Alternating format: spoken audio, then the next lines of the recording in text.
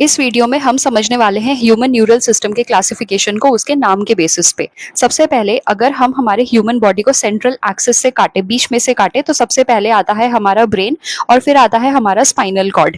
तो ये जो ब्रेन और स्पाइनल कॉर्ड है ये सेंटर के ऑर्गन्स फॉर्म करते हैं, तो ये पार्ट होते हैं सेंट्रल न्यूरल सिस्टम का। अब दूसरे आते हैं बचे कुचे रीजन्स, यानी कि ब्रेन और स्पाइनल कॉर्ड को छोड़ करके बाकी बॉडी में जो पेरीफेरी में आते हैं, साइड साइड वाले पोर्शन में आ गए, उसमें आ जाएगा पेरिफेरल न्यूरल सिस्टम।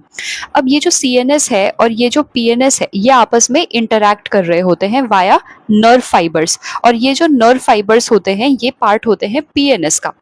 अब अगर हमारा सीएनएस हमारे स्केलेटल मसल से इंटरैक्ट कर रहा है तो उसे हम कहते हैं सोमैटिक पीएनएस। अगर हमारा सीएनएस हमारे इनवॉलेंटरी ऑर्गन्स, जैसे हमारा हार्ट बीट हमेशा चलते रहता है, हमारा डाइजेशन हमेशा होते रहता है, हम चाहे या ना चाहे हमारे ब्लड सर्कुलेट होते रहता है, तो इनवॉलेंटरी ऑर्गन से अगर हमारा सीएनएस इंटरैक्ट कर रहा है उसे कहते हैं ऑटोनॉमिक पेरिफेरल न्यूरल सिस्टम का पार्ट। और हमें जो गट फीलिंग आती है ना कि आज तो पिटने ही वाले हैं, वो जो गट फीलिंग वाला पोर्शन है that is part of visceral peripheral neural system. तो ये हो गए पेरिफेरल के पार्ट। इसमें से जो ऑटोनॉमिक वाला है इसे हम कंट्रोल तो नहीं कर सकते, लेकिन इसे हम रेगुलेट जरूर कर सकते हैं। कैसे कर सकते हैं? हमारे पास ऑटोनॉमिक में दो पार्ट्स होते हैं, एक होता है सिंपैथेटिक और एक होता है पैरासिम्पैथेटिक। अगर हमारे पीछे कुत्ता पड़ा हुआ है, वो हमें दौड़ा रहा है, तो उस टाइम पे हमारा सिंपैथेटिक नर्वस सिस्टम एक्टिव होता है, यानी कि उस टाइम पे हम एकदम एक्टिव रहते हैं, हमारा एड्रिनलिन रश हो रहा होता है।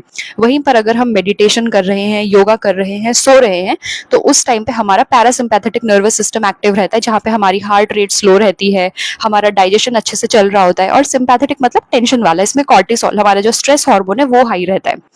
अब हम समझते हैं कि सपोज हमारे हाथ में एक मच्छर ने काटा, तो मच्छर ने काटा, उसने अपनी डंक चुबाई, वो हो गया स्टिम्युलस।